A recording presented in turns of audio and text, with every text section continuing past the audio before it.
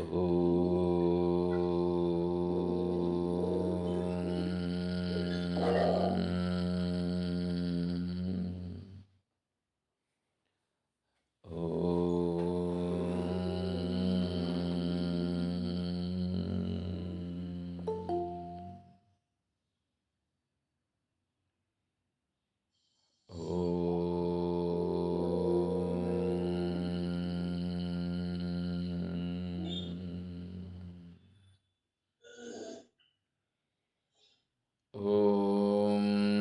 శ్రీ గురుభ్యో నమః.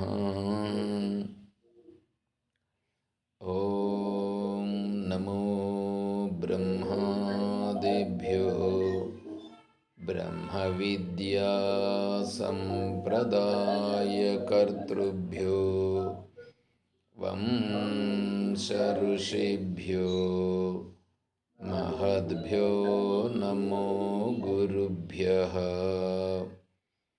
ఓం శంకారూపేణ మచ్చిత్తం పంకీకృతమభూద్యయా కిం కరీయస్య సామాయ శంకరాచార్యమాశ్రయేత్. ఓం యుక్తాహార విహారాయ వివిక్తస్థలవాసినే మలయాళయతీంద్రాయ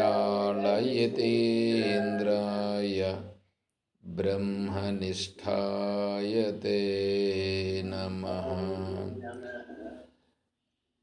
ఓం నారాయణం నమస్కృత్య నరం చైవ నరోత్తమం దేవీం సరస్వతీం వ్యాసం తతో జయముదీరయేత్. ఓం సహనావవతు సహనౌ భునక్తు సహ వీర్యం కరవావహై తేజస్వినావధీతమస్తు మా విద్విషావహై. ఓం శాంతి శాంతి శాంతి. హరి ఓం తత్సత్.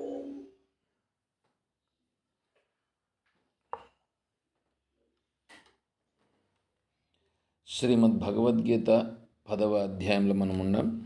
23వ శ్లోకం పూర్తయింది. 24వ శ్లోకం.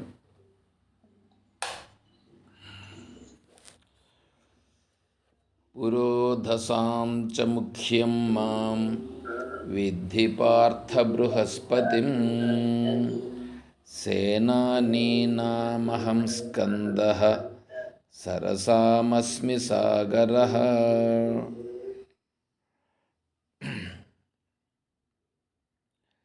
దానికంటే ముందు వసూనాం పావకశ్చాస్మి. అగ్ని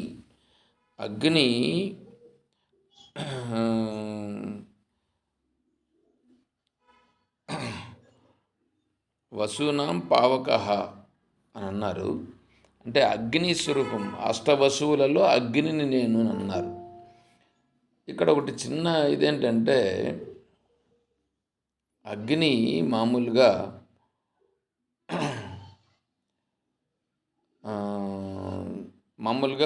ఇంటిలో ఉండే అగ్ని ఒకటి. ఏమంటే ఇంటిలో ఉండే అగ్ని అంటే గృహాగ్ని.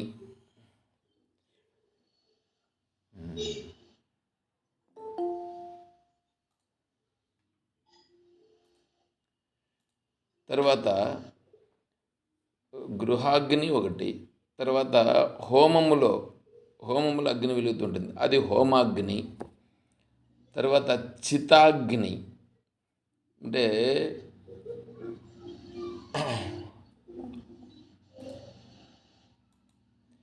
చితాగ్ని వేరే, చిదాగ్ని వేరే. చితాగ్ని అంటే శవములను కాల్చేటువంటి అగ్ని ఉంటుందే, అది చిదాగ్ని. తర్వాత చితగ్ని అంటే చిత్ అంటే చేతనత్వం, అంటే ఇక్కడ ప్రకాశం, ఇదొక అగ్ని. తర్వాత సూర్యుని యందుండేటువంటి అగ్ని. తర్వాత మన పొట్టలో జీర్ణం చేసేదానికి ఉండేటువంటి వైశ్వానర అగ్ని. తర్వాత సముద్రంలో ఉండేటువంటి బడబాగ్ని. ఇట్లా అగ్నులు ఉన్నాయండి.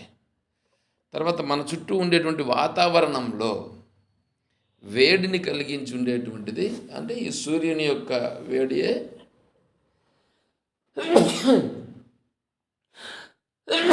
నారాయణ.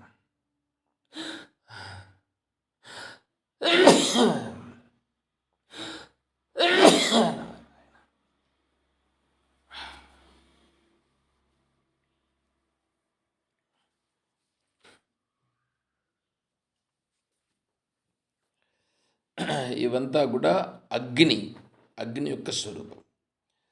తర్వాత ఇప్పుడు మన యొక్క రూపం ఉందిగా, మన రూపం, ఈ రూపం ఇట్లా ఏర్పడాలంటే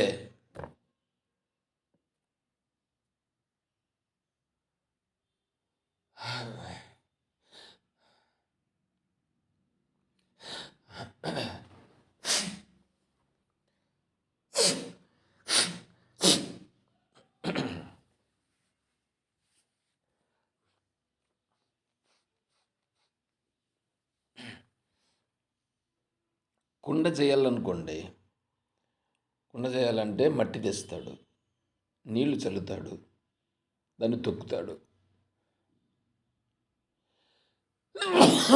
మహానారాయణ.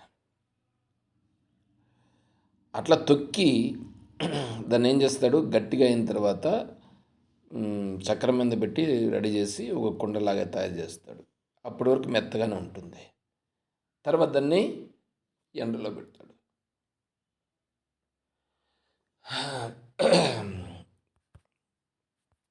ఏమో ఈరోజు బాగా తుమ్ములు వస్తున్నాయప్ప, ఎందుకు వస్తున్నాయంటే, కాబట్టి ఈ అగ్ని మొట్టమొదటి ఏం చేసింది, మట్టి నీళ్ళల్లో కలిసిన తర్వాత అది కొంచెం మెత్తగా అయింది. దాన్ని తొక్కి ఇది చేసిన తర్వాత కొంచెం దాన్ని కుండలాగా షేప్ తయారు చేసి ఎండలో పెట్టారు. ఎండలో పెడితే ఎండలో ఏముంటుంది, వేడి ఉంటుంది. వేడి ఎవరి లక్షణం అంటే అగ్ని లక్షణం. ఆ అగ్ని లక్షణం చేత అది గట్టి పడుతుంది. అక్కడ తీసిపెడతారా, తీసుకొని కాలుస్తారు. కాల్చినప్పుడే గట్టి పడుతుంది, ఇంకా బాగా గట్టి పడుతుంది. ఇప్పుడు దానికి రూపం కరెక్ట్గా నిలుస్తుంది. ఈ రూపములన్నీ నిలిచి ఉన్నాయంటే అగ్ని ప్రభావము చేతనే నిలిచి ఉన్నాయి. అగ్ని ప్రభావం లేకుండా రూపములు నిలువవు. అంటే ఇప్పుడు మనం రూపాలన్నింటినీ చూస్తే మనకు అగ్ని యొక్క ప్రభావం కనిపించాలి, అగ్ని ప్రభావాన్ని గుర్తించాలి. ఇప్పుడు కట్టి ఉండదు చూడండి, కట్టి బాగా ఎండిపోయి ఉంటుంది. ఎండిపోయిన తర్వాత దానికి అగ్ని మొదలుపెట్టాం. అంటుకున్న తర్వాత అగ్ని ఎంత దూరం పోతుందో, అంటే మండుకుంటూ ఎంత దూరం పోతుందో అంత దూరం కట్టి ఏమవుతుంది, కట్టి దాని యొక్క స్వరూపాన్ని కోల్పోతుంది. అంటే ఇంతవరకు కట్టిలాగా ఉన్నింది, ఇప్పుడేమవుతుంది, ఆ కట్టెలో పంచమహాభూతముల తత్వం ఉంది. అక్కడ అగ్ని ఉంది, నీళ్ళున్నాయి, భూమి ఉంది, గాలి ఉంది, ఆకాశం ఉంది. ఇప్పుడేమైంది, ఎప్పుడైతే అగ్ని మండడం ప్రారంభించిందో అగ్ని దాని పాటికి అది బయట వెళ్ళిపోతూ ఉంది. దాంట్లో ఉండే అగ్ని బయట వెళ్ళిపోతుంది. దాంట్లో ఉండే అగ్ని బయటపోయేటప్పటికీ ఇవి 5 ఏమైపోతున్నాయంటే మిగిలినవన్నీ కూడా విడిపోతున్నాయి. గాలి పాటికి గాలి వెళ్ళిపోతుంది, ఆకాశం పాటికి ఆకాశం దాంట్లో నుంచి విడిపోతుంది. జలము ఎప్పుడో ఎండిపోయింది, జలం పాటికి జలం వెళ్ళిపోయింది. ఇంకా మిగిలినది మట్టి. మట్టి కాబట్టి బూడిద మిగులుతుంది లాస్ట్లో. అదే కదా అయింది ఇప్పుడు ఇంకా అక్కడ. అదే విధంగానే ఈ శరీరం కూడా ఇప్పుడు నిలబడి ఉంది. నిలబడి ఉంది అని అంటే నీకు వాయువు దాన్ని నిలబెట్టి ఉన్న ఈ రూపాన్ని ఇచ్చి ఉండేటువంటిది అగ్ని. అగ్ని ప్రభావము చేతనే ఈ రూపము నిలబడి ఉన్నది. కాబట్టి అగ్ని యొక్క గొప్పతనం అక్కడ గుర్తించాల్సి ఉంటుంది మనం. అది చెప్పాలని అనుకున్నాను. ఎన్ని రూపాలుగా అగ్ని యొక్క ప్రభావం ఉండినా చూడండి, ఇప్పుడు బడబాగ్ని సముద్రంలో ఉండేటువంటి అగ్ని ఏం చేస్తుందంటే ఈ ఈ సకల సృష్టిని ప్రళయం వచ్చేటప్పుడు ఆ నీళ్ళన్నింటినీ బయట పంపించేట్లుగా చేసి అంతా కూడా ఇంకా నీళ్ళలో జలమయం అయిపోతుంది. మనం తిన్న ఆహారం అని అనుకోండి, తినిన ఆహారం జీర్ణం కావాలంటే వైశ్వానరాగ్ని లోపల పనిచేయాలి. మనం నిలబడి ఉండాలనంటే అగ్ని యొక్క ప్రభావం చేత ఈ రూపం ఉండాలి. బయట నువ్వు తినేటువంటి ఆహార పదార్థాలు ఉన్నాయే, పంటలు రావాలనంటే చంద్రుని యొక్క ప్రభావం చేత సస్యాలవైతే ఏర్పాటు అవుతున్నాయి, కానీ అవి గట్టిపడాలంటే మళ్ళీ సూర్యుని యొక్క వేడి ప్రభావం రావాల్సిందే. అంటే అగ్ని యొక్క ప్రభావం చేతనే వీడిక్కడ మొత్తము నడుస్తున్నాయి. తర్వాత అగ్ని చూడండి, ఈ హోమాగ్ని. అందుకనే హోమాగ్ని అనేటువంటిది చాలా పవిత్రంగా మనం చూసుకుంటాం. ఆ హోమాగ్నిలో మనం అగ్ని రూపంగా అగ్నికి సమర్పిస్తాం. తర్వాత దేవతలను అందరినీ ఆరాధించుట అనంటే దేవతలు వేరేగా ఎక్కడో ఉండాలని ఏం కాదు. వాళ్ళు కిరీటాలు పెట్టుకొని పట్టు వస్త్రాలు కట్టుకొని ఎవరు లేరు. వీళ్ళు మధ్యలో ఉండేటువంటి వీళ్ళు ఏం చేశారంటే వీళ్ళు క్రియేట్ చేశారు ఆ కిరీటాలు పెట్టుకొని ఆ పట్టు వస్త్రాలు కట్టుకున్నట్లుగా. కానీ మన ప్రకృతిలో ఉన్నటువంటి స్వరూపాలు ఏమున్నవో ఆ ప్రకృతి యొక్క సంరక్షణ.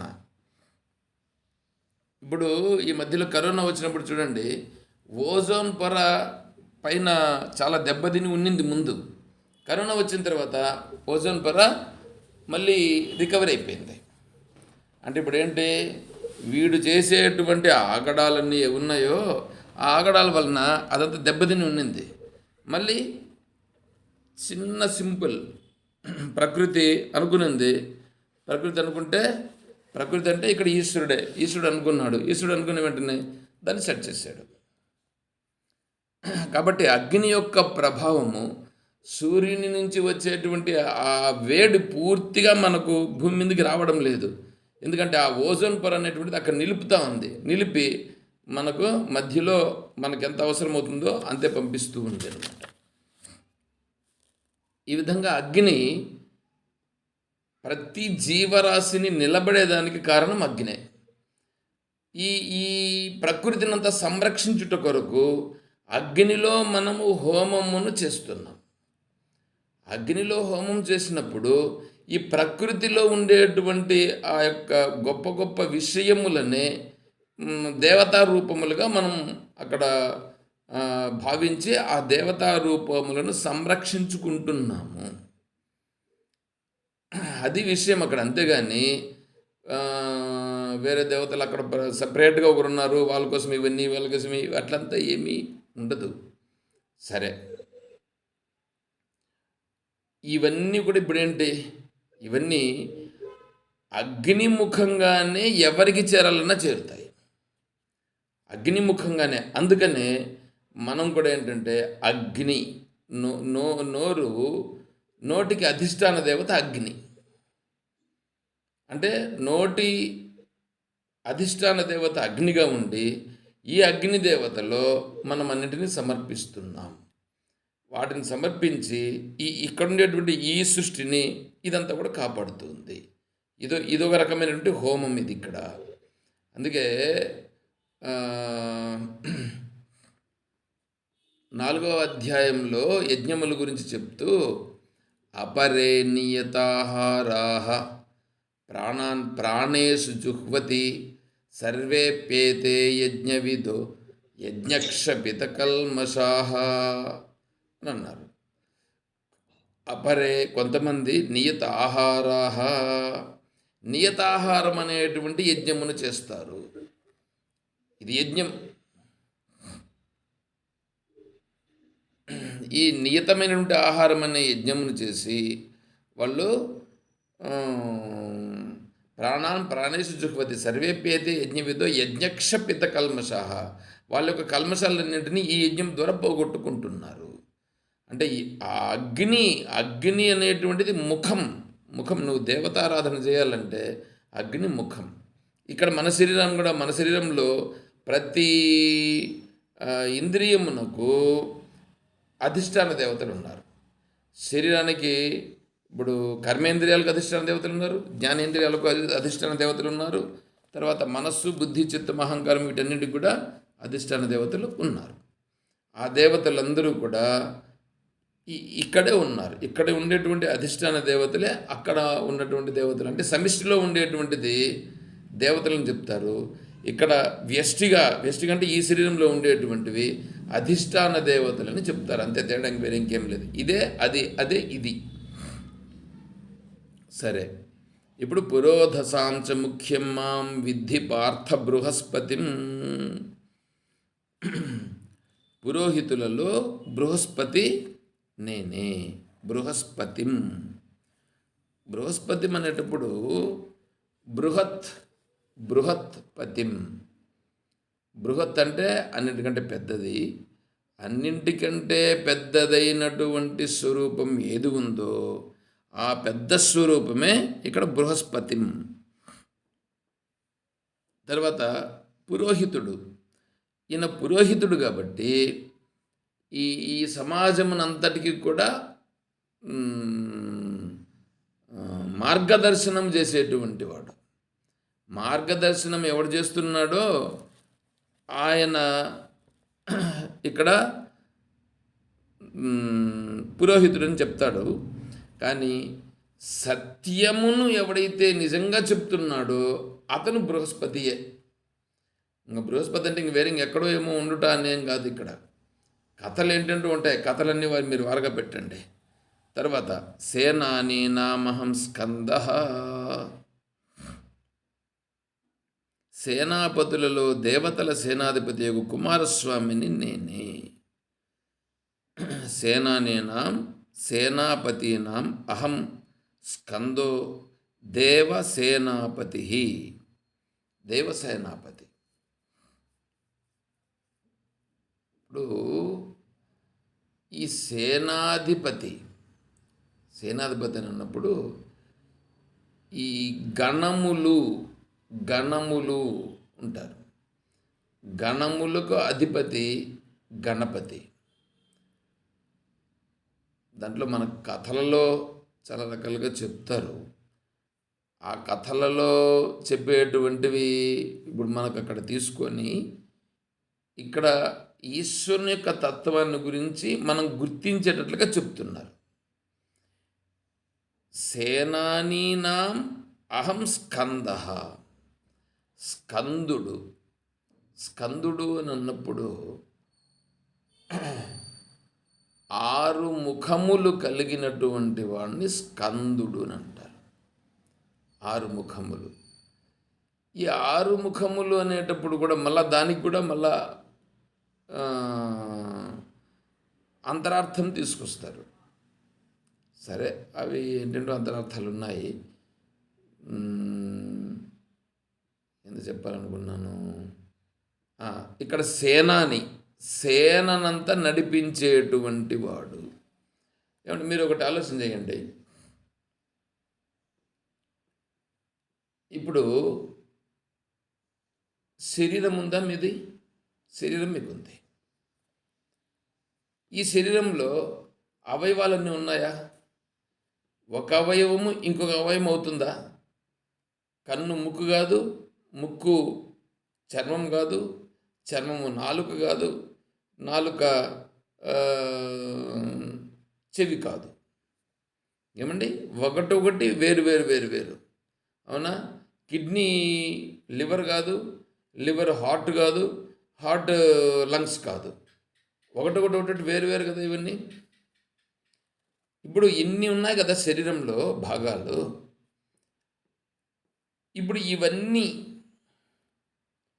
ఇవన్నీ నేనేనా, నాకంటే వేరా? అంటే ఇక్కడ ఆత్మస్వరూపంతో మాట్లాడడం లేదు, నేను శరీర భావంతో మాట్లాడండి. శరీరం తీసుకోండి. ఈ శరీరం ఉంది.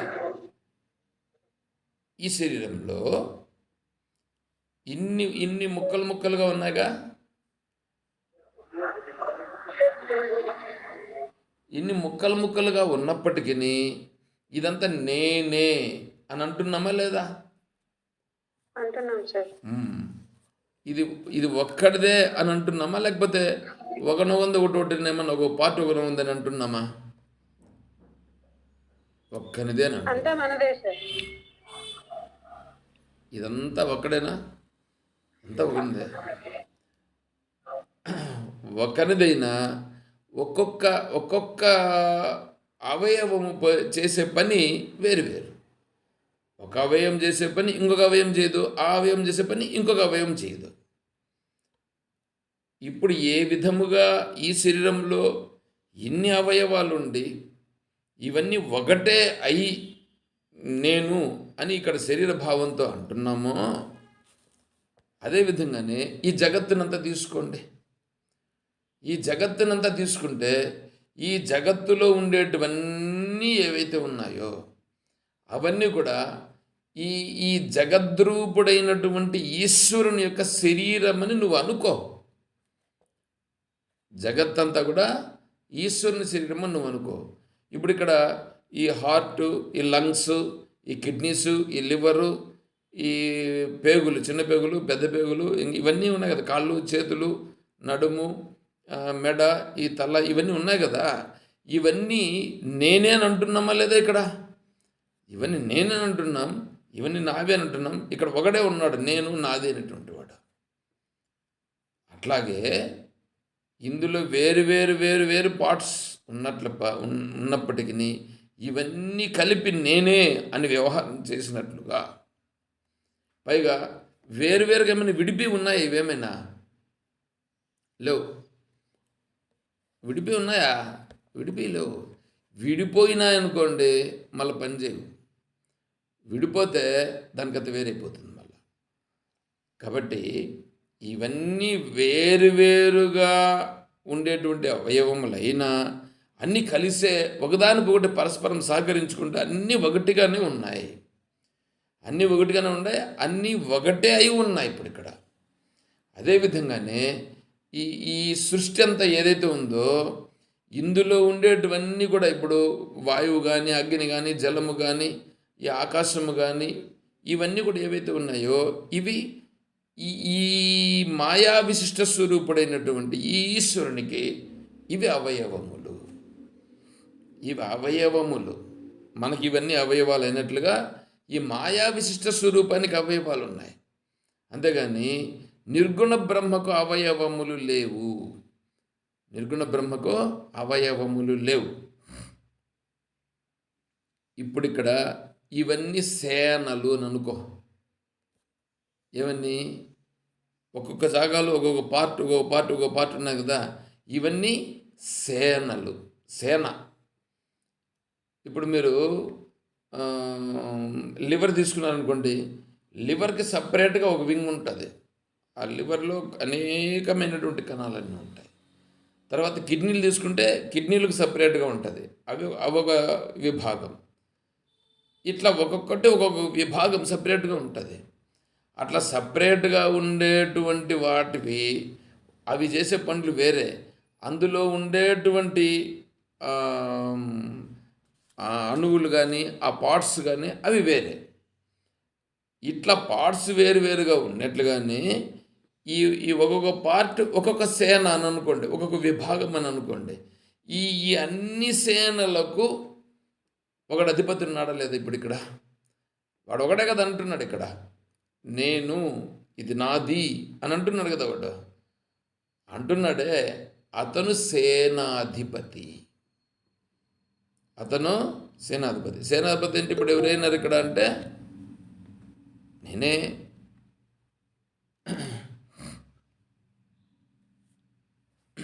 ఇంకొకటి ఏంటంటే, ఈ దేవతలకు సంబంధించి సేనాపతీనాం అహం స్కందో దేవసేనాపతి. దేవసేనాపతి అంటే దేవతలకు, సైన్యానికి అధిపతి. అంటే దేవతలందరినీ నడిపించేటువంటి వాడు. దేవతలందరినీ ఇప్పుడు యుద్ధరంగంలో యుద్ధం జరిగేటప్పుడు సేనాధిపతి ముఖ్యమైన పాత్ర ఉంటుంది అక్కడ. ఆ సేనాధిపతి యొక్క పాత్ర ఏది ఉందో ఆ పాత్రను అనుసరించే ఆ సైన్యం అంతా కూడా జయమా అపజయమా పొందుట అనేటువంటిది జరిగేదానికి అవకాశం ఉంటుంది. అట్లాగా ఇక్కడ ఈ దేవతల యొక్క సైన్యానికి అంతటికి కూడా ఈ సేనాధిపతి దేవతలంతా నడిపిస్తాడు. సరే, బాగానే ఉంది. ఇక్కడ ఇంకొక విషయం ఏంటంటే, స్వామీజీ ఏం చెప్పారంటే,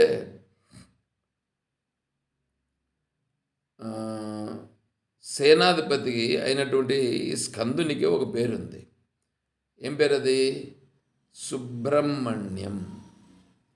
ఏమండి? సుబ్రహ్మణ్యేశ్వర స్వామి. సుబ్రహ్మణ్యం ఉన్నది కదా, సుబ్రహ్మణ్యం. దానిని మీరు వ్యుత్పత్తి ఎవరైనా సరే చెప్పండి, 1116 ఇస్తాము అని అన్నారు స్వామి. సుబ్రహ్మణ్యం చూడండి ఎట్లా ఉందో, 1116 ఇస్తామన్నారు.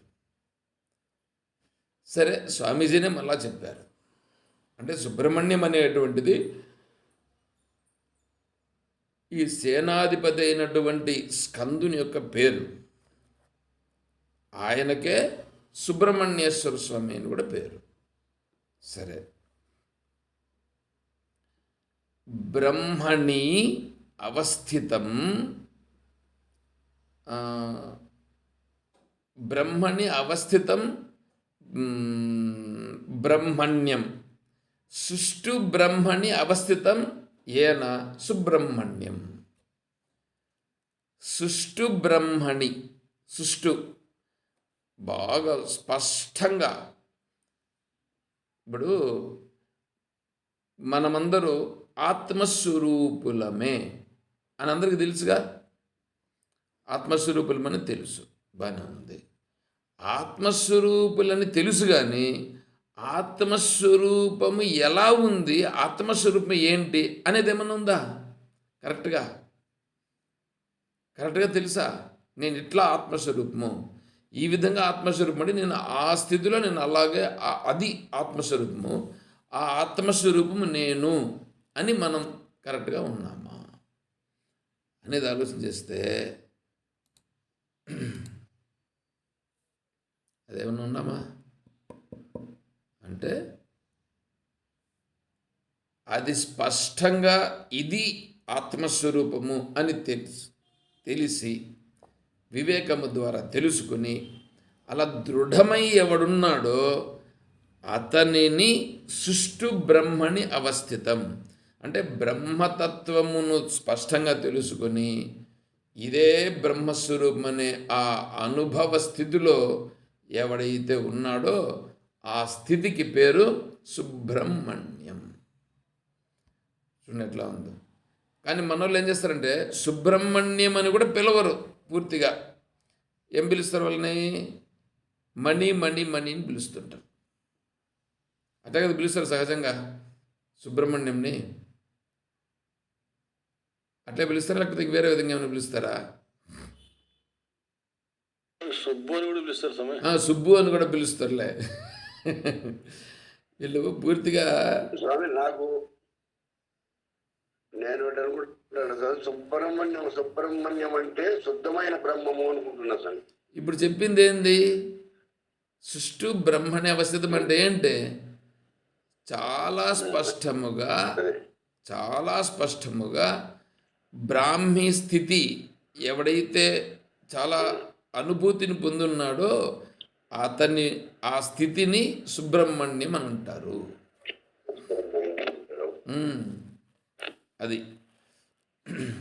అటువంటి మంచి మంచి తత్వాన్ని చెప్పేటువంటి ఆ నామాన్ని మన వాళ్ళు ఏం చేసినారు, తెలియకుండా కొంతమంది సుబ్బు అంటే, ఇంకొంతమంది మణి అని అంటే ఇట్లా పిలుచుకుంటూ వాళ్ళు వృధా చేసుకుంటున్నారు. సరే, సేనాని నామహం స్కంద, సరసామస్మి సాగర.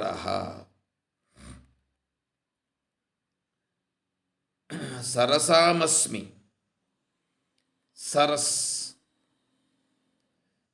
ఈ సరస్సులు అనేటప్పుడు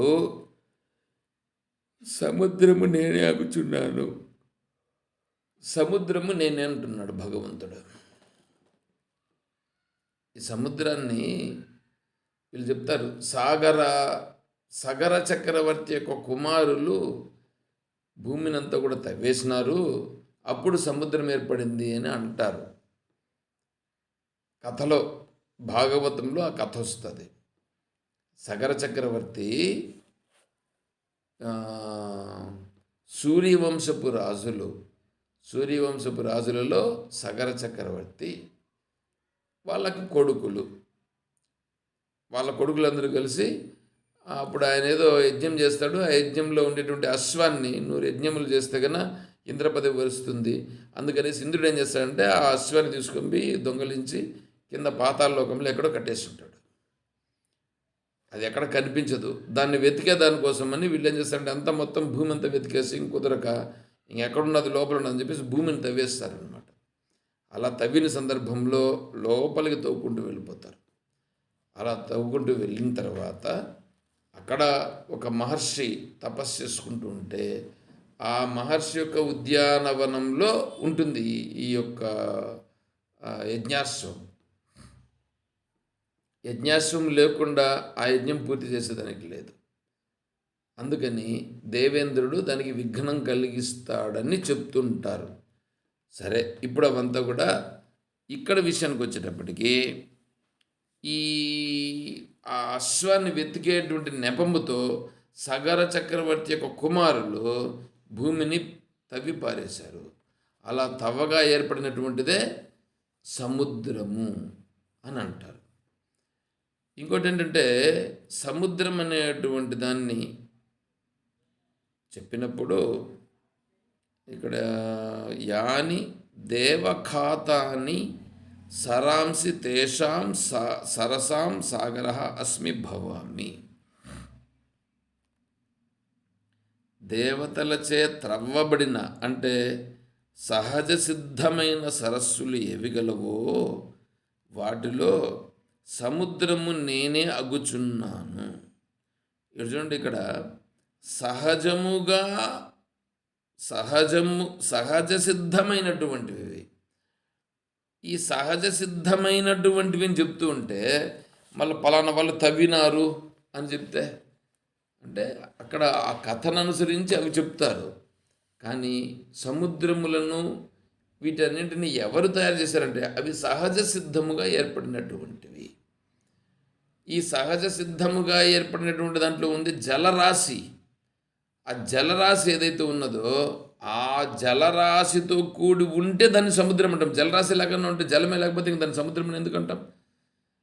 అందుకని ఆ జలస్వరూపంగా ఉన్నది నేనే అని ఇప్పుడు ఇక్కడ అర్థం చెప్తున్నాడు అనమాట. తర్వాత ఇప్పుడు సముద్రపు స్నానం ఎప్పుడన్నా విన్నారా మీరు? సముద్రపు స్నానం చేయాలన్నా వద్దా? అడవి వీళ్ళు ఏం చేస్తారంటే ఆ సముద్రం నీళ్ళు అలలు వస్తూ ఉంటాయి కాబట్టి ఆడ కొంతసేపు ఆడుకొని వస్తుంటారు వీళ్ళు. కానీ అట్లా చేయకూడదు. సముద్రమును చూచిన వెంటనే భగవంతుని స్వరూపం, భగవంతుని యొక్క స్వరూపం అక్కడ కనిపిస్తుంది కాబట్టి భగవంతునికి నమస్కారం చేయాలి. నమస్కారం చేసి ఆ సముద్రములో మనం స్నానం చేసి మళ్ళీ రావాలి. స్నానం చేసేదానికి ముందు ఏమండి, ఇప్పుడు భగవంతునిలో నువ్వు మునుగుతున్నావండి. భగవంతునిలో స్నానం చేసేదానికి వెళ్ళినప్పుడు ఇప్పుడు నువ్వు దేవుని పూజకి వెళ్ళినప్పుడు శుద్ధముగా వెళుతావా, అపరిశుభ్రంగా వెళ్తావా? శుభ్రంగా వెళ్తావు. అదేవిధంగానే సముద్ర స్నానానికి వెళ్తున్నామంటే సముద్రం అంటే సాక్షాత్ భగవంతుడే ఇంకా అక్కడ. సాక్షాత్ భగవంతుడే కాబట్టి మనం ఏం చేయాలంటే సముద్రపు స్నానం చేసేదానికి ముందు స్నానం చేసి తర్వాత సముద్ర స్నానానికి వెళ్ళాలి. తర్వాత సముద్ర స్నానం చేసిన తరువాత మళ్ళీ స్నానం చేయాలి. మళ్ళీ ఎందుకు స్నానం అంటే సముద్రపు నీళ్ళలో ఉప్పు శాతం ఎక్కువ ఉంటుంది. ఆ ఉప్పు శాతం ఎక్కువగా ఉన్న కారణం చేత శరీరం అంతా కూడా నీకు ఉప్పు పట్టేస్తుంది. అలా ఉప్పు పట్టేస్తే శరీరానికి నవ్వలు రావడం ఇదంతా జరుగుతుంది. అందుకని ఆ ఆ ప్రభావం ఉండకుండా ఉండుట కొరకు సముద్ర స్నానం చేసిన తరువాత మామూలు స్నానం చేయాలి.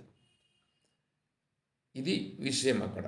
నెక్స్ట్ ఇంకోటి ఏంటంటే భగవద్గీతలో 2వ అధ్యాయంలో ఒక శ్లోకం చెప్పారు.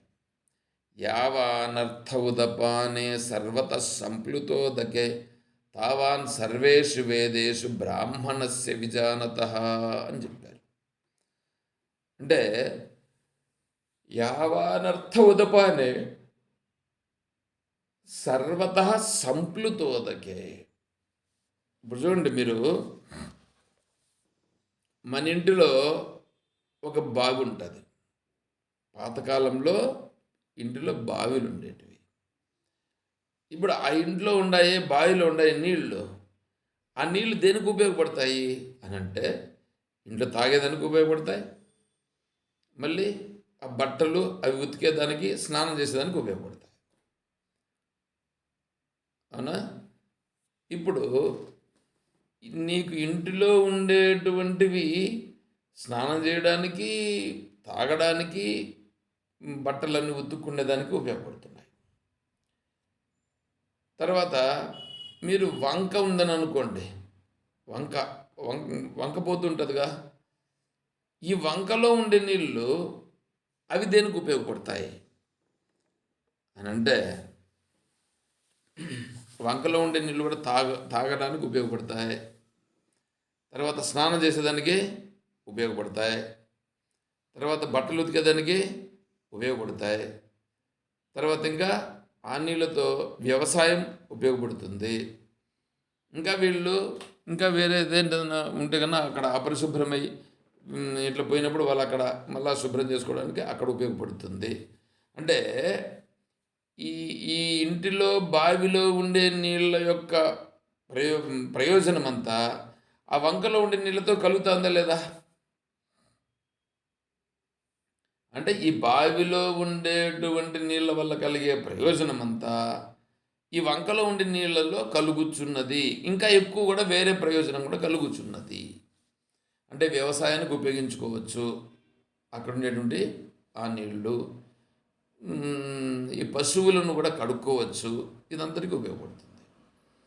ఆ వంక కంటే ఇప్పుడు చెరువులో ఉండే నీళ్ళు, ఆ చెరువులో ఉండే నీళ్ళు వీటన్నింటికి ఉపయోగపడుతూ అక్కడ ఇంకా కొన్ని ఏంటి, ఇప్పుడు పశువులు, పక్షులు, జంతువులు ఇవన్నీ కూడా అక్కడ నీళ్లను తాగుతున్నాయి. వీటన్నింటికి ఉపయోగం అవుతూ అక్కడ ఉండేటువంటివి పశువులు, పక్షులన్నీ కూడా ఆ నీళ్ళను ఉపయోగించుకుంటున్నాయి. ఏమండి, మళ్ళీ అక్కడి నుంచి మీరు నదులకు వచ్చారని అనుకోండి.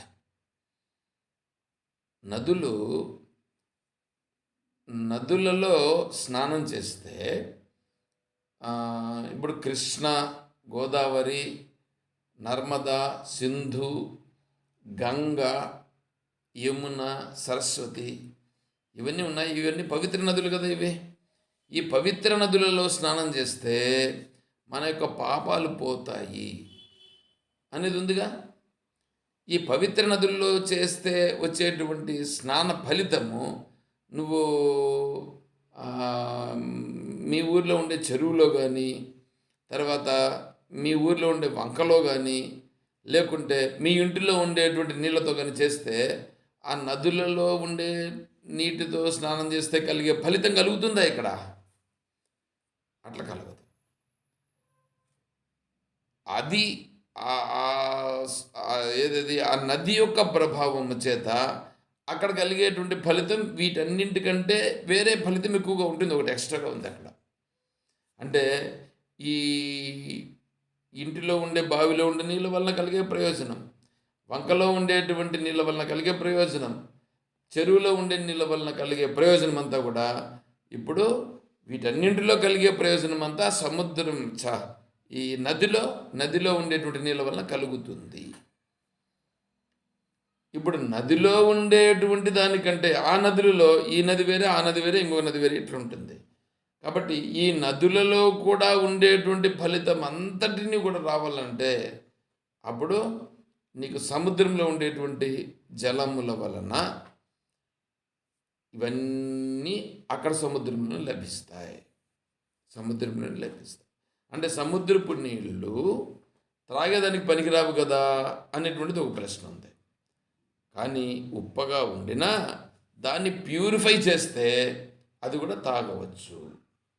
అది కూడా తాగవచ్చు. పరమ పవిత్రమైనటువంటిది, సాక్షాత్ భగవంతుని యొక్క స్వరూపము. కాబట్టి ఆ సముద్రమును చూసిన వెంటనే నమస్కారం చేయాలి. తర్వాత ఆ సముద్ర జలమునకు మనం స్నానం చేసేటప్పుడు ముందు స్నానం చేసి తర్వాత మళ్ళా అక్కడ సముద్రపు జలముతో స్నానం చేసి మనం ఎంతసేపు అందులో ఆడుకుంటూ ఉండకూడదని చెప్పారు స్వామీజీ. అందులోనే ఆడుకుంటూ ఉండిపోవడం, అందులోనే వ్యవహారాలు చేసుకుని అట్లంతా చేయకూడదు. సముద్రపు జలమును కనిపించిన తరువాత దానికి నమస్కారం చేసి వాళ్ళకి ఇవ్వాల్సిన గౌరవాన్ని మనం ఇవ్వాల్సి ఉంటుంది అని చెప్పారు. సరే, అక్కడికి సముద్రం గురించి, సముద్ర స్వరూపం నేనే అని చెప్పినాడు భగవంతుడు. తర్వాత మహర్షీణాం భృగురహం గిరామస్మ్యేకమక్షరం యజ్ఞానాం జపయజ్ఞోస్మి స్థావరాణాం హిమాలయ. మహర్షులలో భృగువు నేను. వాక్కులలో ఒకే అక్షరమైన ఓంకారము నేనే. యజ్ఞములలో జపయజ్ఞమగుచున్నాను. కదలని బండల పెద్ద రాసులలో హిమవత్ పర్వతము నేనే అని అంటున్నాడు ఈ శ్లోకంలో. మహర్షి నాం భృగురహం. భృగు మహర్షి ఏమంటే భృగు మహర్షిని విన్నారు కదా మీరు. భృగు మహర్షి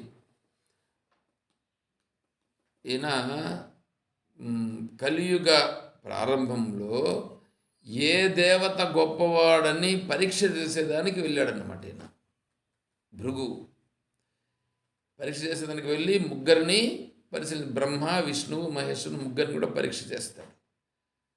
అప్పుడు విష్ణువును తన యొక్క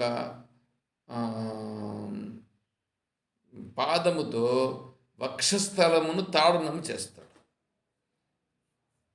ఇది కథ. అయితే ఆ పాదముతోనే ఎందుకు తాడనం చేస్తాడు అని అంటే, పాదములో ఉందంట కన్ను. ఆయనకి పాదములో కన్ను ఉంది. అందువలన ఆయనకు అహంకారం బాగా విపరీతముగా ఉన్నదని చెప్తారు. అంటే పాదములో కన్ను ఉన్నది అంటే కేవలం మన కన్నులు ఇవి రెండు ఉంటాయి, మధ్యలో భ్రూమధ్యంలో ఒక కన్ను ఉంటుంది. మరి ఆయనకు పాదమునందు కూడా కన్ను వచ్చింది అంటే అక్కడ అర్థం ఏంటంటే ఆయన శరీరమంతా కూడా ఆ బ్రహ్మతత్వమును చూడగలిగేటువంటి స్థితిని చాలా బాగా దృఢముగా చేసుకుని ఉన్నది అని చెప్పేటువంటి దృష్టి చెప్పినటువంటిది అక్కడ. చూడండి, పాదములో కన్ను పుట్టుట. పాదంలో కన్ను పుట్టాలంటే ఇప్పుడు మామూలుగా అయితే రెండు కన్నులు ఇక్కడ ఉన్నాయి, ఇంకో కన్ను దివ్య దృష్టి, జ్ఞాన దృష్టి అని చెప్పడం జరుగుతుంది. అది భ్రూమధ్యంలో నువ్వు చూడవయ్యా ధ్యానం చేసేటప్పుడు అని చెప్తారు సహజంగా. మరి పాదంలో కన్ను పుట్టిందంటే ఎవరికి పుడుతుందండి? అంత సులభంగా పుడుతుంది పాదంలో కన్ను. ఈ భృగు మహర్షికి పాదంలో కన్ను ఉన్నది, భృగువు. అందుకని అంతటి తపస్సంపన్నుడు, అలా తపస్సు చేసి అంత గొప్ప స్థితిని పొందినవాడు భృగు మహర్షి. ఆ భృగు మహర్షి ఆ తపస్సు చేసి అది పొందారే, ఆ తపస్సు వలన ఈయనకి ఈ స్థితి వచ్చింది. ఆ తపస్సు ద్వారా ఈ స్థితి కలిగింది కాబట్టి ఈ ఈయనలో ఉండేటువంటి అజ్ఞాన దోషాలన్నీ అణిగిపోయి సహజ స్వరూపమైనటువంటిది బాగా పైకి ప్రకటింపబడింది కాబట్టి అక్కడ బాగా స్పష్టంగా ప్రకటింపబడుతున్నటువంటిది నేనే అని భగవంతుడు ఇక్కడ చెప్తున్నాడు. ఇది అక్కడికైంది. తర్వాత గిరామస్మేకం అక్షరం అనేది రేపు మనం తెలుసుకునే ప్రయత్నం చేద్దాం.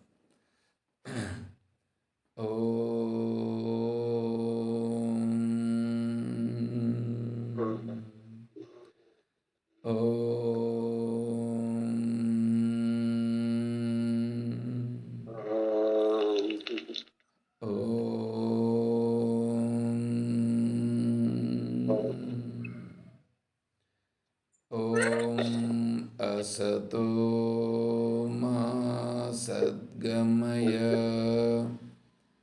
ॐ तमसो मा ज्योतिर्गमय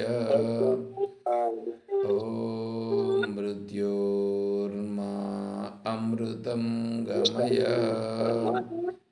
ॐ शान्तिः शान्तिः शान्तिः हरिः ॐ तत्सत् ओम सर्वं श्री सद्गुरु चरणारविंदार्पणमस्तु। ओम जय बोलो श्री कृष्ण परमात्मा की जय बोलो गीता माता की जय बोलो भक्त मंडली की हर नमः पार्वती पतये हरे हर हर महादेव शंभो शंकर जय सीताराम हरि ओम तत्सत ओम हरि ओम हरि ओम हरि ओम हरि ओम हरि ओम ओम हरि ओम केवलम्मा ओम